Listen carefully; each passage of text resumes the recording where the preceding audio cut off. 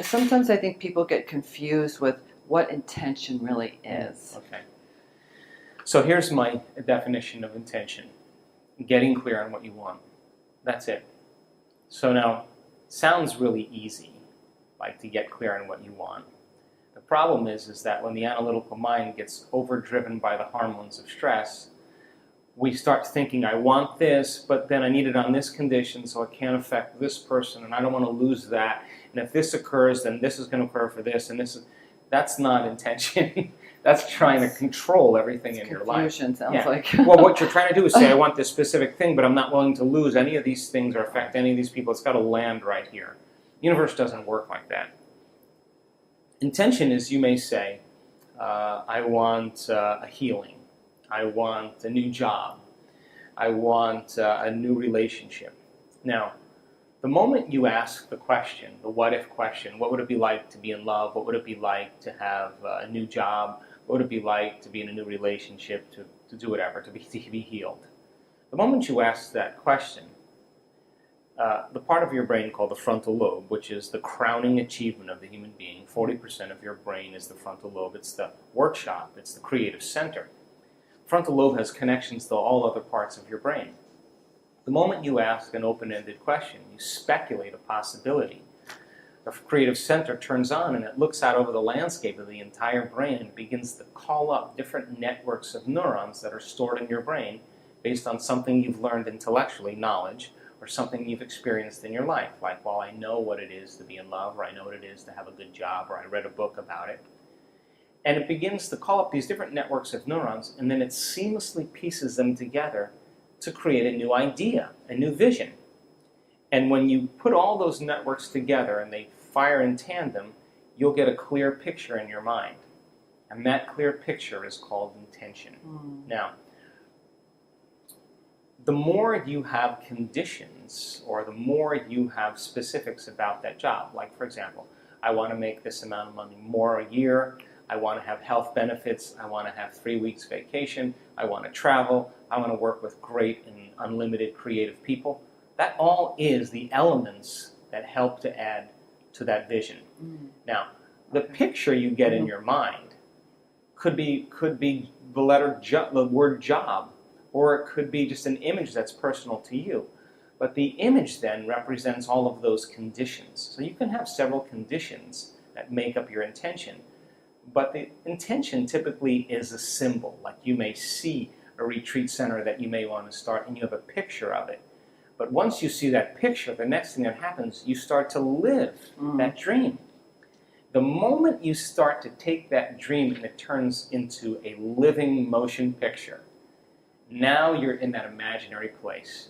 And what happens is, the moment it starts taking on form, and it starts taking on time, you start to experience it and all the things you're going to do, you're actually living in that future, and your brain does not know the difference between the actual event that takes place in your life and what you're imagining in your mind. We call it mental rehearsal in my work, but you're literally rewiring yourself to the future. Now your brain is no longer a record of the past.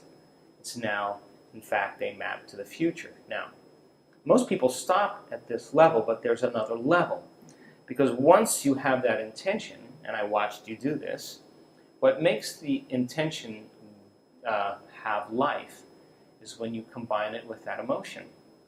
Why? Because your body is your unconscious mind.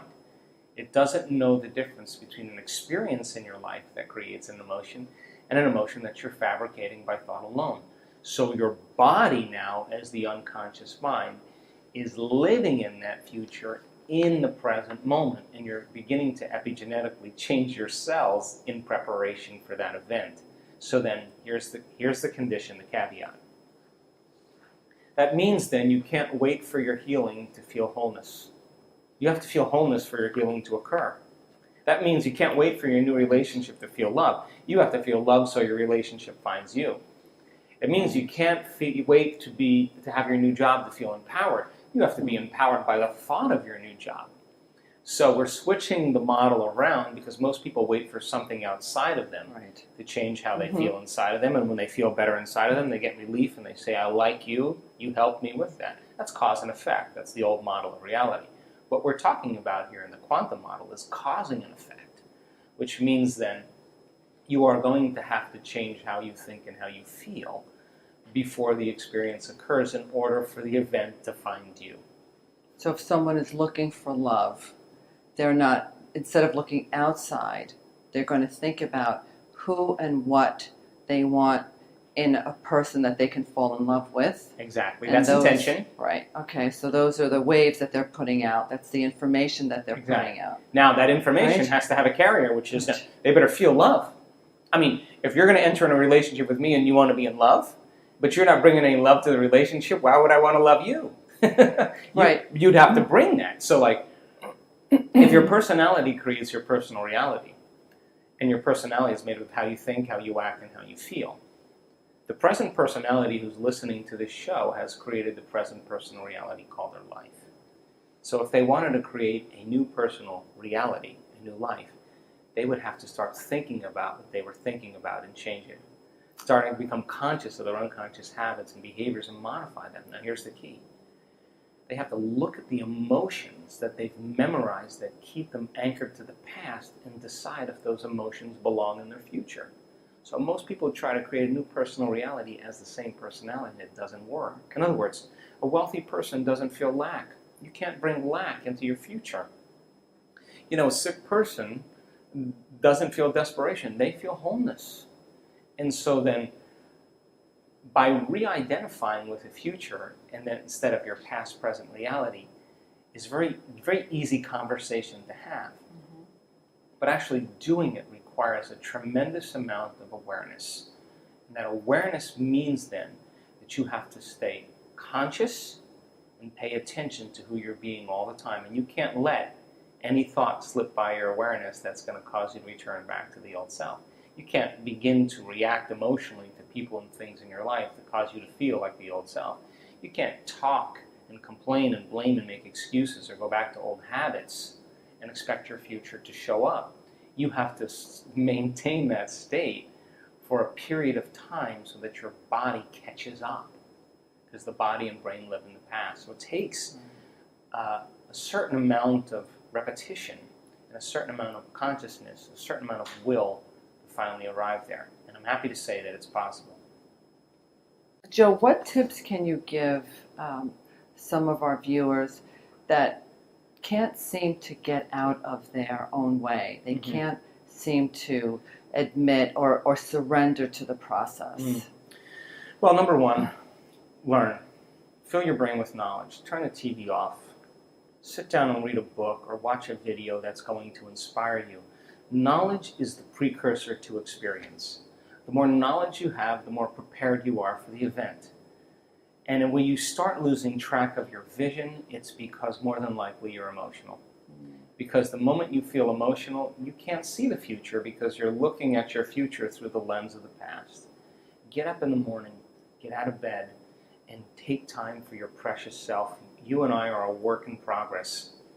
And if we are not changing our brain and body in some way, priming it for the future, we're going to be very predictable the rest of the day, and we're going to be in our past. Take time for yourself every morning and ask yourself a simple question. One day, one lifetime, what is the greatest expression of myself I can be today? How would a great person think? How would they act? How would they feel? Can I teach my body emotionally how that future person is going to feel now? And make the deal with yourself that you're not going to get up from your meditation until you feel differently. If you do, then get up and maintain that modified state of mind and body your entire day, independent of any person, anything, or experience in your life, independent of any emotional addiction or habit in your body, and independent of time. And if you can, get ready, because something unusual is going to happen in your life. That's the law. And so when synchronicities and serendipities and coincidences begin to happen in your life, unexpected events like balloons showing up in windows to remind you that the divine is present, that's an indicator that you are literally now in a dance in this world between your free-willed consciousness and this consciousness that's controlling all of this. And when your consciousness every day merges with that consciousness, why not be bold enough to say to the Creator, hey, Creator, I took time out of my busy day to emulate you. I'm the son and daughter of God. I'm emulating you as a creator. But here's the deal. I need a sign from you to let me know that you're real. But don't bring it in a way that I can expect, because if it comes in a way that I expect, it's nothing new. Rock my world. Drop a little crumb from the table and let me know that you're present so that I'm inspired to keep creating. Let's see a red balloon fly by the window. That's exactly what I said, yeah. That's the point. So then, when that starts happening to you on a regular basis, you're less prone to judge your coworker. You're less prone to get upset in traffic. You'll be the person going, because and when the mystical starts downloading data into your brain and you start having really profound experiences, there's only one thing you want to do, and that is to give. You cannot not give in that place. And you can never return back to business as usual, ever again. And so, is it worth the effort? I think so. I think so too. Definitely do. That's why I'm here. So the past couple of years, you've been researching the effects of meditation on participants in the workshops using the brain mapping. Can you explain to our audience what the brain mapping, the results of the brain mapping have done? What have they produced? Well, the only reason that we started measuring our students is because we were seeing phenomenological changes happening right during our events. People healing themselves of different diseases and conditions in real time. Now, when you're seeing changes happening like that, where someone in a wheelchair with MS stands up and walks across the room who hasn't walked in 10 years, what is causing those effects? In other words, genes are like Christmas tree lights. They're turning on and off all the time. And when they upregulate, they make healthier proteins. Proteins are responsible for the structure and function of your body. When they downregulate, they turn off and they make cheaper proteins, right? So, in effect, that person with MS upregulated genes for health and regeneration and downregulated genes for disease and inflammation. Happened in real time. So if you're seeing that in real time, then it means that we have to start measuring. So we brought a team of scientists and researchers from all over the world. And we've done 7 events, as I said. We've done over 2,500 brain scans on our students. And why are we doing quantitative studies on the brain with a team of neuroscientists and technicians? Well, if we can get a group of people and measure their brains before an event, take them through 5 days of meditation, changing beliefs and perceptions, getting beyond themselves, changing their energy, the whole bit. And they have a healing from Parkinson's or a healing from MS or a healing from lupus. I want to know that it's not just in their mind. I want to know that it's in their brain. And then if we randomly select different people and we observe their brain during meditation, we should be able to then gather vital information about what's going on in their inner workings and when they're there and when they're not.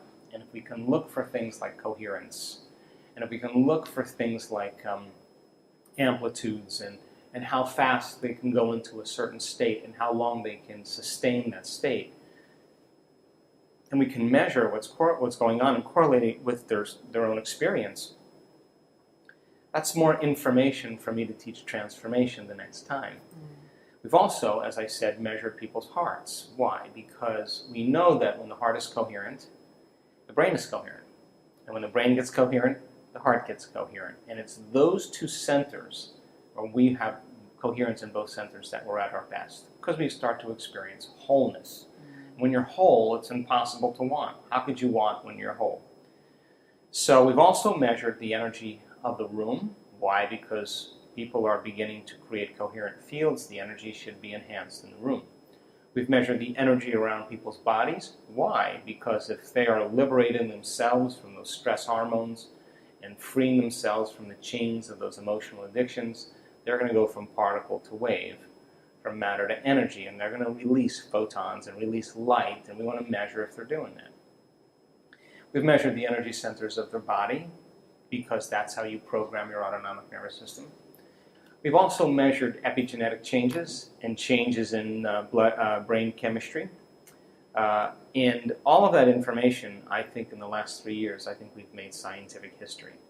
As far as the brain goes, I was just in Phoenix before I got here with the team of neuroscientists and technicians. We looked at hundreds and hundreds and hundreds of brains. And we were moved to tears, actually, in a few cases, because we now know that when you're analyzing your life within some emotion that's bothering you, you will make your brain worse every time, because it's those very emotions that drive your brain further into higher and more aroused states. And since the emotion is a record of the past, the person's basically thinking in the past. They can't resolve the problem from the past. When they get beyond that emotion, that's when they begin to see the answer that they've been looking for themselves. We know that. We also know that when people are living with their attention on things and objects and people, and they're living by the hormones of stress, and they're obsessing about time and obsessing about their bodies, that they have very little effects or changes in their brain. We also know that when a person gets to the place where they are no body, no one, no thing, no where, and no time, that's the moment they literally are pure consciousness. Now, consciousness is what changes the brain. The brain never changes the brain. The program never changes the program. The personality never changes the personality. The ego never changes the ego. Matter never changes matter. It's only when a person becomes pure consciousness that consciousness with that energy is the epiphenomenon of matter. And so when people reach this elegant state where they disconnect from their body, that's when they can heal their body. When they forget about their life, that's when they can change their life. When they forget about that they're a woman or a wife or a grandmother or an attorney or a lawyer or a father or heterosexual or homosexual or vegetarian or a social security number or a name, a face, when they get beyond all of their elements that they identify with, that's the moment where they can begin to change their life or create some new time. And in fact, we've seen this enough times that I can say that you and I are at our absolute best when we get beyond ourselves. I don't know how else to say that. So, in the last 2 years, we've seen our students able to change their brainwaves and move into a meditative state in 2 seconds, in 4 seconds, in 5 seconds, in 9 seconds, in 12 seconds, in 20 seconds, in 30 seconds. Most people, it takes them a couple minutes to get there. Our students have developed the skill to get beyond their analytical mind. We've also captured amplitudes of energy in the brain that you will never see in a clinical setting or never see in the history of neuroscience. Not once, not twice, not 3 times, over and over again. Now, what do I mean by that?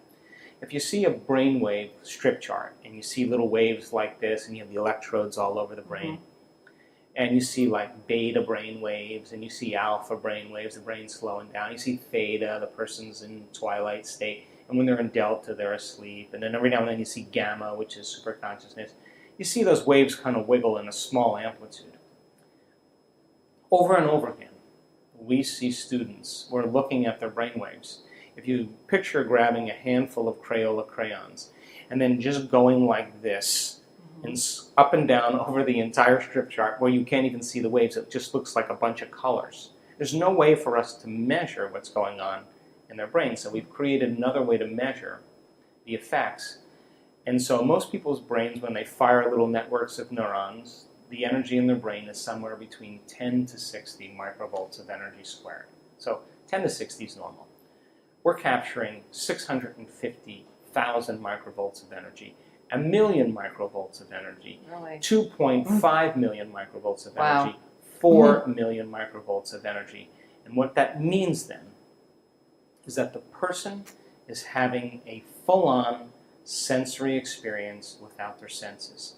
Whatever's happening between their ears is more real than anything that's ever happened in their entire life. Wow. So if they were traumatized and abused and beaten, and the intensity and the energy of that event branded them neurologically and emotionally, and they can't get beyond it, when they're having that inner experience, and it is a complete mystical experience, and the amplitudes are that high, The energy from that experience inwardly is greater than any past trauma, and that's the moment experience rewrites the circuitry in the brain, rewiring themselves in 1 second, and then sending a new emotional signal to their body, and that is the moment the gene gets regulated, and it's like the past is literally washed away out of the body. Now, we've seen that now probably in 25, 30 cases now, where the amplitudes are extremely high. Now think about this. What would happen right now if you and I had our senses increased by 25%? If I could see 25% better or more acutely, and so could you could hear 25% better, you could smell, you could feel, and you could taste 25% better, you would have to say that if your senses were heightened to that degree, so would your awareness. So when a person's having a full-on sensory experience without their senses, what's really happening is their inner world now is becoming more real than their outer world. And as their senses are heightened and everything's more lucid and more enriched, that experience is real to them. And that's the moment then that consciousness begins to leave very profound footprints biologically. So we're seeing this over and over again, and now we're correlating the person's story, what just happened to you, with what's happening in their brain. Their subjective experience is being validated objectively. Mm-hmm. And the stories are will move you to tears. And you can't, that person can't make their brain do that. Mm. It's happening to them.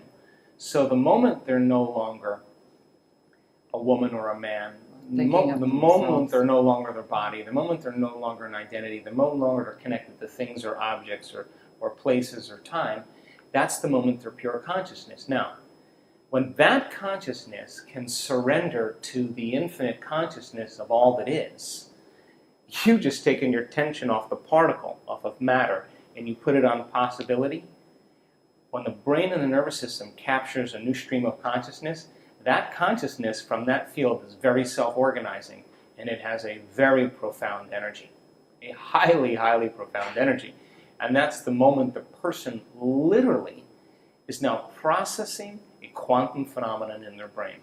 And so we've made scientific history in doing this because we can't find measurements anywhere. And we've invited neuroscientists to come and study our work. And while the person's having the experience, the neuroscientists are saying, oh, she's having a seizure. And I say to them, does she look like she's having a seizure? She's sitting there statuesque. And at the same time, she's wearing an HRV monitor. And if she was having a seizure, that heart would be going crazy. And her heart, for the entire hour, is in complete love, in complete coherence. She is enjoying, she doesn't want the moment to end. She wants it to last forever. She's caught up in a realm beyond space and time. And so we're doing a lot of great things. Yes, you are. So now what happens to her after? I mean, does she need to continue when she comes out of her meditative state? Her life has changed. I mean, we know that. There's no way you can go back, just as you said. And what happens then? Does she continue to embrace the meditations? Does she go further? Does she want more? Mm-hmm. Well, just think about this. Let's just demystify it. Let's just say we're talking about tennis or snowboarding. And you have a really great moment where you connect, and now you know how to backhand, or you now know how to carve on a snowboard. You're going to enjoy the experience, yeah? So, very, very interesting phenomenological changes have taken place. I've actually flown somebody to my house to talk to him one-on-one after this experience of 2.5 million microvolts of energy in his brain. And sometimes for 17 minutes. In the last event that we did in Germany, the amplitudes of energy were so high in this person's brain that in the next sentence, the next moment, the amplitudes were so high that in the next moment, there was no brainwave reading at all. Flatlined. Really? And we thought, is he dead? But what happened was the machine wasn't built to calibrate that amount of energy. So then it kind of picked up again, and then 10 minutes later, flat lines again after these high amplitudes. And we're sitting there with the hugest smile on our face because we were going, wow. So what's the relevance of that? Our spectrum of reality, perception-wise, is less than 1%. Now, this is not spiritual mumbo-jumbo. The light spectrum of all light, X-rays, gamma rays, infrared rays, ultraviolet rays, visible light rays, we're looking at the spectrum of ultraviolet. Look on a spectrum of physics, and you'll see a visible light spectrum this big, and then there's a huge spectrum. This is what we're seeing visible light-wise, this much. But there's information that's way beyond our senses. So then when you have a full-on sensory experience like that, that is very transcendent, very interdimensional, very abstract, you'd have to agree then, your brain could only perceive what it's wired to perceive. So now the person has a very transcendent experience, and their perception of reality, that spectrum, is broadened. Now they're seeing what other people don't see, because now it's wired in their brain and they can see it. So the stories that have taken place as a result of that, people have really had some pretty amazing moments in their waking day, because now their brain is wired to perceive reality differently. And they're rewired. Oh no, they're definitely rewired. Definitely rewired. In a matter of an instant. So like, here's a great example. So you come home and you see as a kid, you see your dog run over by a car, right? Traumatic event, yeah? The amplitude of that trauma brands circuits in your brain neurologically, and that's called a long-term memory, right? The emotion that you felt of grief and pain when you saw your puppy dead was enough for you to remember that experience and the emotion of how much you loved your dog.